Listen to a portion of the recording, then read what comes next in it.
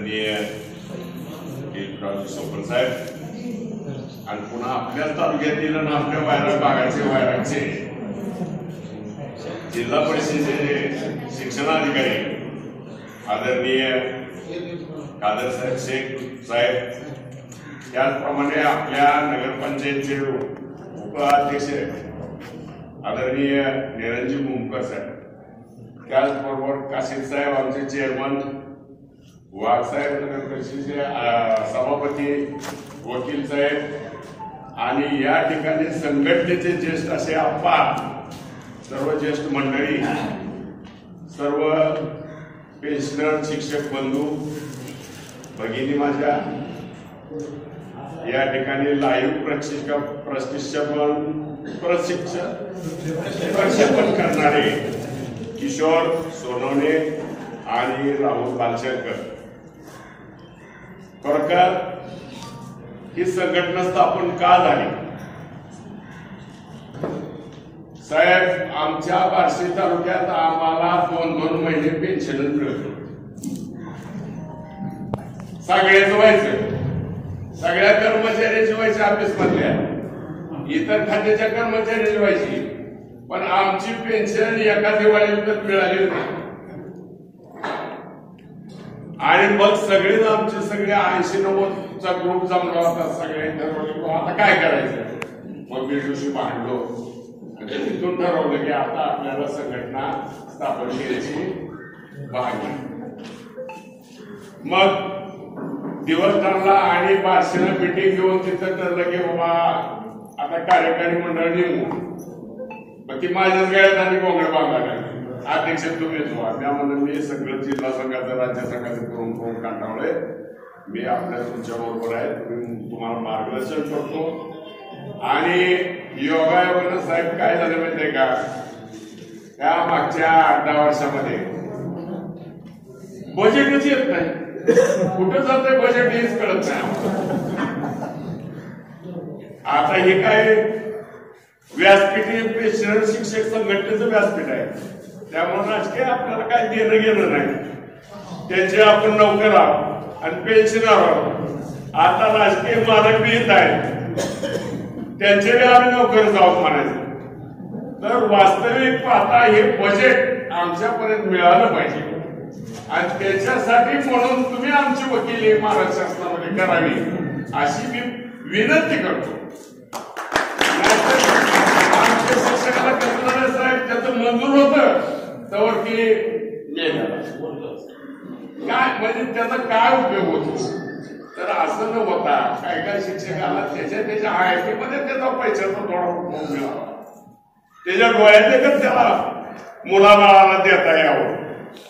आणि अशा उद्देशासाठी आता शिक्षणाधिकारी साहेब तर सोलापूरला आपले झाले, बार्शी तालुक्याचे आहेत, वायराचेच आहेत आणि माझ्या शाळेत ते माझे सहकारी मित्र.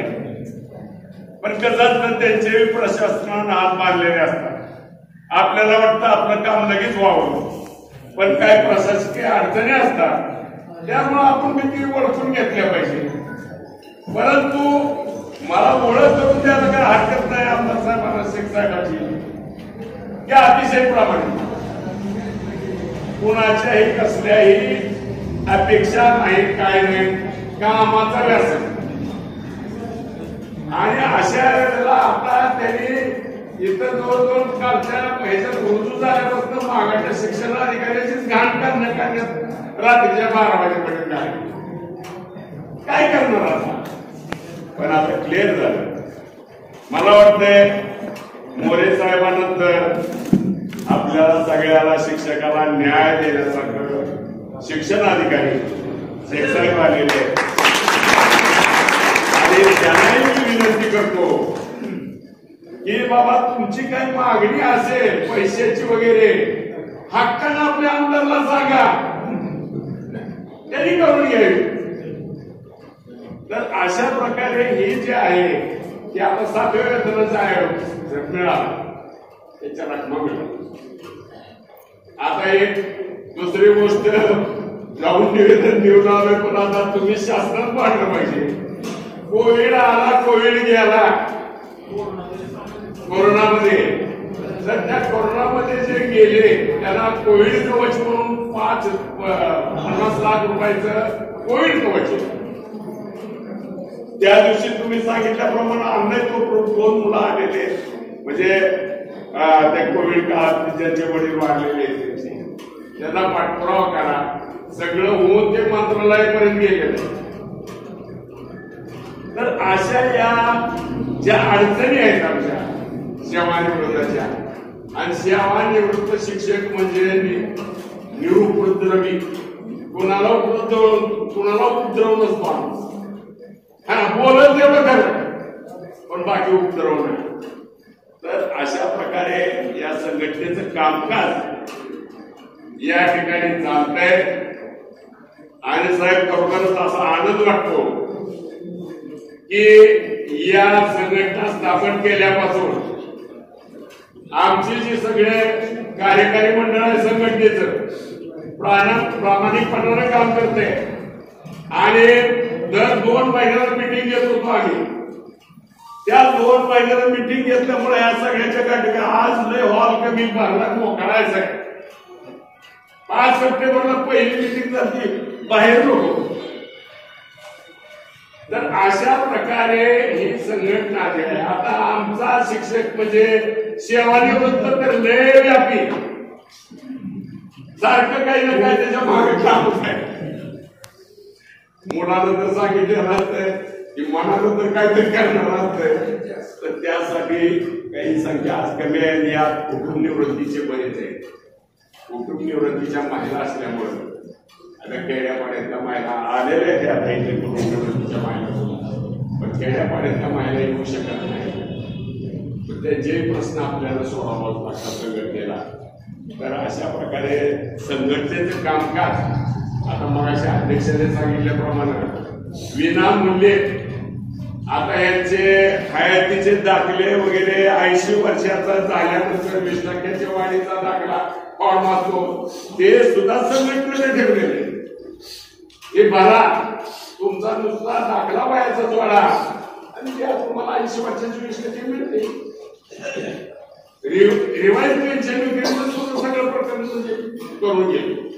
तर अशा प्रकारे ही चालती बुलती आहे, चालते ती येते ती.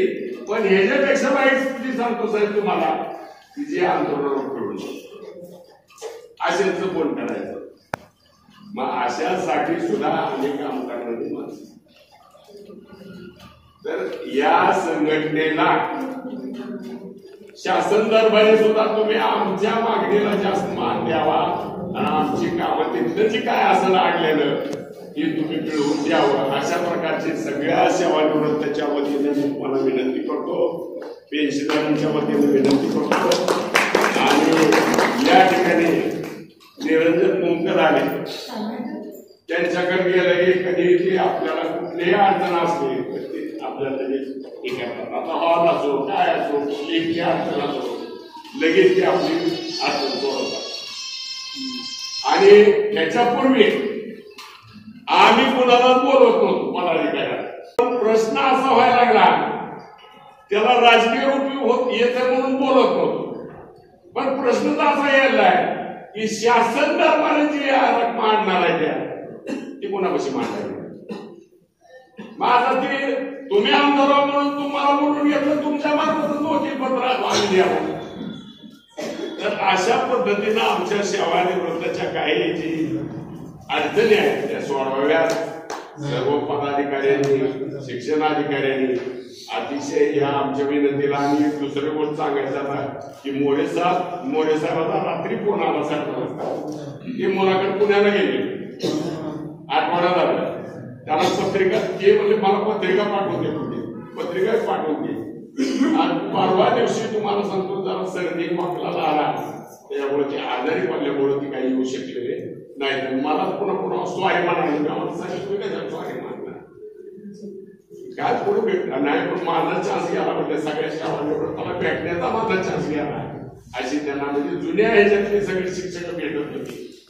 तर अशा प्रकारे आमच्या या संघटनेचं कामकाज आहे. हे सगळे आमचे लोक आहेत आज जरा कमी आलेले. तर आम्हाला न्याय देत राहावा ह्याच्यापेक्षा बाकी काही कामं नाही.